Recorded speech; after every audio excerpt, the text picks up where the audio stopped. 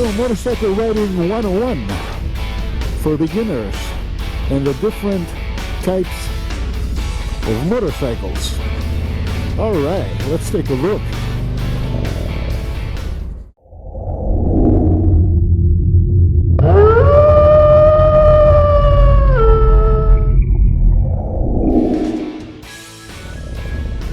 This video is going to be useful for people, mostly for people that don't ride yet and they're interested into getting into motorcycle riding and they're very close to buying their first bike. Let's take a little look at the different types of motorcycles that exist. This video can be used as a guideline to see what's right for you and certain things to consider before buying your first bike. First one would be the standard motorcycle, most commonly referred to as naked bikes. These bikes usually are known for their upright position, and they have their handlebars and foot controls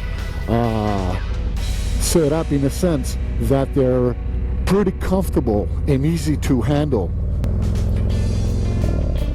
Also, they're moderate sized engines, and that doesn't mean that naked motorcycles don't come at bigger replacements. Of course they do, but usually this kind of bikes are very good for beginners. Another type of motorcycles would be the cruisers. Cruisers are modeled after the big American V-twins from the 40s and 50s and 60s. They're made for a more laid-back kind of riding, and usually they're a bit heavier. They have big engines, and they're not the best choice for beginners unless you pick a cruiser that has a smaller displacement engine. But generally speaking, they're heavy bikes. Another type of motorcycle would be the dual sport. Dual sports are also referred to as dual purpose or on and off-road motorcycles. They're known for the higher seats and also for their higher center of gravity. They're made like this so they can handle rough terrain better. They're pretty similar to dirt bikes, in fact. The difference is though that these bikes, they are featuring lights and mirrors so they can be street legal. These dual purpose bikes are a pretty good choice for new riders and beginners because of their smaller engine displacement. However, because they're usually high, if you choose one of these, you have to be sure that you can flat foot the bike while you're straddling it. Another type of bike would be the touring bikes.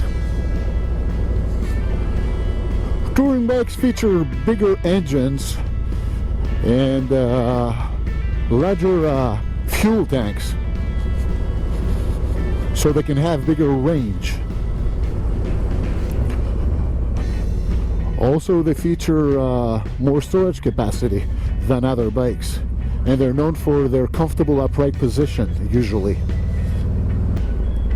The thing is though that these bikes, because of their size and weight and usually their price, they're better suited for more experienced riders.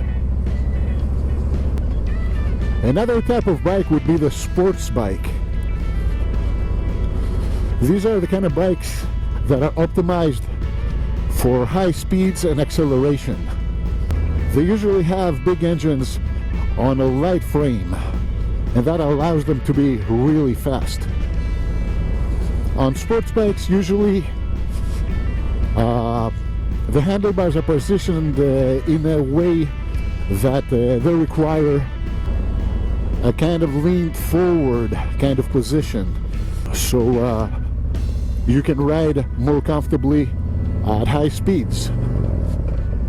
The problem, however, is that at low speeds, super sports tend to be more tiring, because the rider leans a lot on his hands, and that tends to be very tiring for the hands and the wrists. Finally, another type of bike would be the sport touring category. These bikes are hybrids between sports bikes and the touring bikes that we mentioned earlier. The difference with the sports bikes are that they usually have more capacity and a more comfortable seating position. And compared to the touring bikes, they're usually lighter. So if you're about to buy a new bike, except knowing the types of bikes that exist, you should take into consideration certain things to know about the specs of your bike. The engine size of the bike. Usually the more cc's, that means the bigger the engine. cc stands, of course, for cubic centimeters. And usually bigger engine means more power and more speed. Another thing to consider would be the weight of your bike. The bigger the bike, usually the heavier it is.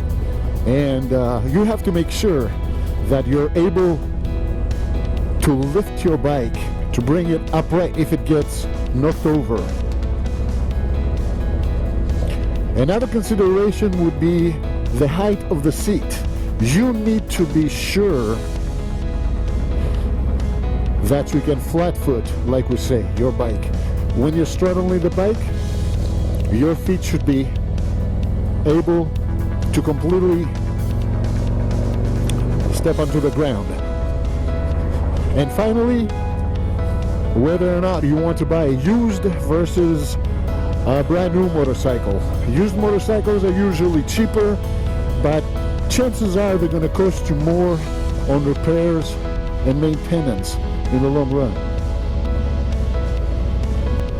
So these were the types of motorcycles and a few factors to consider when you're ready to buy a new bike. And now it's time for some shout outs. So I'm gonna start with my friend Joel Sweatman. He's a motovlogger and he makes a lot of cool videos also. And another channel, and these go together also, would be Rocket 338. And that's my friend Joel's wife. Please check both channels. They're both great people. They are funny, they're having fun with life, and they're awesome. I'm going to continue with Low Spark Chris. My friend Chris is a great motovlogger, and he's a really, really cool dude. Please check him out. Next person will be Patrick Patrick. He does some awesome paint work on bikes, and he's a really nice guy. Please check out his channel.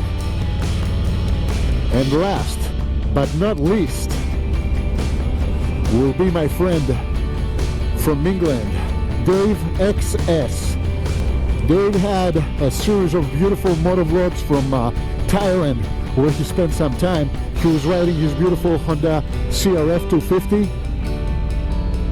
And now he's back in the UK, and he also rides a beautiful Yamaha XSR 900. Check out his channel and his videos. Well, before my battery dies, I'm gonna have to wrap this one up quick. And I'm gonna thank you for watching. Until we talk again, be safe, be happy, and always take good care of yourselves, my friends. I will see you later.